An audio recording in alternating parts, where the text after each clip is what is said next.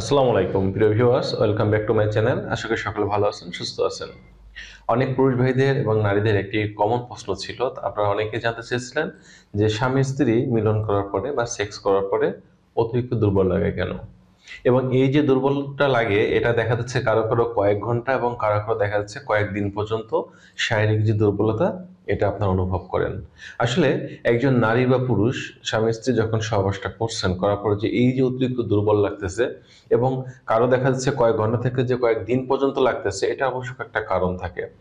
মোটামুটি বিষয়টা হচ্ছে, সেক্স করা একটা কষ্টসাধ্য ব্যাপার এবং যদি আপনি ওই সময়টাতে খুব ভালোভাবে পারফরমেন্স করেন এবং যদি দুজন দুজনের বোঝাপড়াটা ভালো থাকে এবং যদি এমনটা হয় যে আপনারা স্বামী স্ত্রী সহবাস করতেছেন মোটামুটি 20 থেকে 25 মিনিট সময় নিয়ে একটা মিডিয়াম গতিতে যদি আপনারা সেক্স করেন, তাহলে আমরা চিকিৎসা বিজ্ঞানের ভাষায় বলি যে আপনি প্রতি ঘন্টায় 2 থেকে 3 কিলোমিটার বেগে 1 মাইল পথ হেঁটেছেন। অর্থাৎ ঘন্টায় 2 থেকে 3 কিলোমিটার বেগে যদি আপনি 1 কিলোমিটার পথ হাঁটেন, তাহলে দেখা যাচ্ছে যে কষ্টটা হবে সেম কষ্টটা কিন্তু আপনার হয়। অর্থাৎ আমরা বলি যে আপনার প্রতি মিনিটে 3 থেকে 4 ক্যালোরি আপনার বার্ন হচ্ছে, মানে আপনার শরীর থেকে শক্তিটা ক্ষয় হচ্ছে।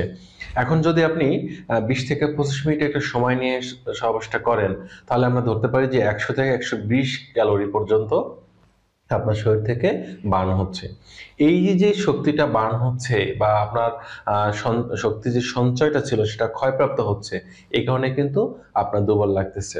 এখন অনেকে দুর্বল লাগে না, না লাগার কিছু কারণ থাকে। তার মধ্যে অন্যতম হচ্ছে, যে সকল পুরুষ দেখা যাচ্ছে যে বসে কাজ করে, সারাদিন তারা বসেই কাজ করতে হয়, বা যে সকল নারীরা সারাদিন ঘরে শুয়ে বসে সময় কাটান।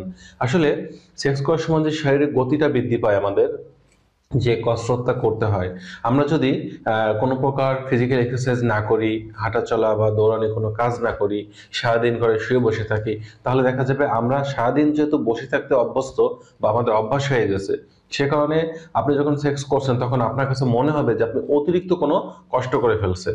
এই কারণে দেখা যাচ্ছে তখন আপনার অতিরিক্ত দুর্বল বা ক্লান্তি লাগে। দেখবেন যারা সবসময় নিয়মিত ফিজিক্যাল এক্সারসাইজ করে এবং দৈহিক পরিশ্রমের কাজ করে, কষ্টের কাজ করে, তাদের কিন্তু আসলে এই সেক্স করার পরে কোনো দুর্বলতা আসে না। কিন্তু যারা সারাদিন বসে থাকে, শুয়ে থাকে এবং দেখা যাচ্ছে যে যখন সহবাস করতেছে, দীর্ঘ সময় নিয়ে সহবাস করতেছে, তখন তাদের কখনো কখনো কয়েক ঘন্টা বা কয়েকদিন পর্যন্ত কিন্তু এই ক্লান্তিটা শরীরের মধ্যে বিরাজ করে।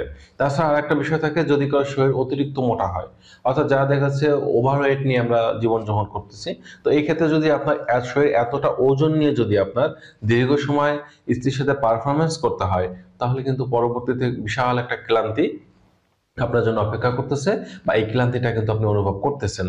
আর একটা বিষয় থাকে, অনেকে দেখা যায় শরীরে পুষ্টি এবং ভিটামিনের ঘাটতি থাকে, এবং শরীরে পুষ্টি এবং ভিটামিনের ঘাটতি থাকার কারণে তারাও কিন্তু দুর্বলতা অনুভব করেন। আবার অনেকে দেখা যায় শরীরে রক্ত স্বল্পতা দেখা দেয়, বা যে পরিমাণ তার রক্ত থাকার কথা ছিল সেটা নেই।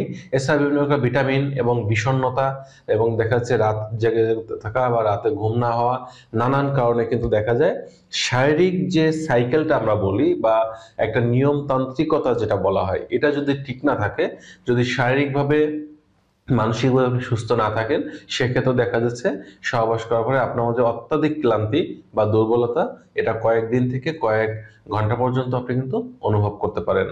তো বন্ধুরা, এই জন্য আপনাদের যে কাজটা করতে হবে, অবশ্যই নিয়মিত একটু ফিজিক্যাল এক্সারসাইজ করতে হবে, শুয়ে বসে থাকার অভ্যাসটা পরিহার করতে হবে, এবং অবশ্যই সহবাস করার আগে এবং পরে আপনি কিছু পুষ্টিকর খাবার রাখতে পারেন। যদি আপনার শরীরটা অতিরিক্ত দুর্বল থাকে বা আপনার কাছে মনে হয় যে আমি যতটুকুন উচ্চতন যে ওজন থাকার কথা সেটা নেই, বা আমার শরীরটা খুব দুর্বল অনুভব করি, সেক্ষেত্রে সহবাসের আগে আপনি দেখা যাচ্ছে দুধ, ডিম বা এই জাতীয় হাই প্রোটিন সমৃদ্ধ যে খাবারগুলো আছে এগুলো রাখতে পারেন, এবং সহবাসের পরেও কিন্তু আপনি এগুলো খেতে পারেন। অর্থাৎ আগে এবং পরে দুইটা কম্বিনেশন ভাবে যদি আপনি খান, তাহলে দেখা যাবে অনেকটা দুর্বল আপনার থাকবে না।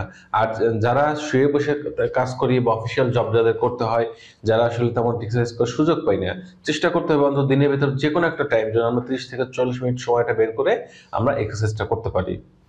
তো বন্ধুরা, এই ছিল আজকের বিষয়। সকলে ভালো থাকবেন। আজ এ পর্যন্তই। আল্লাহ হাফেজ।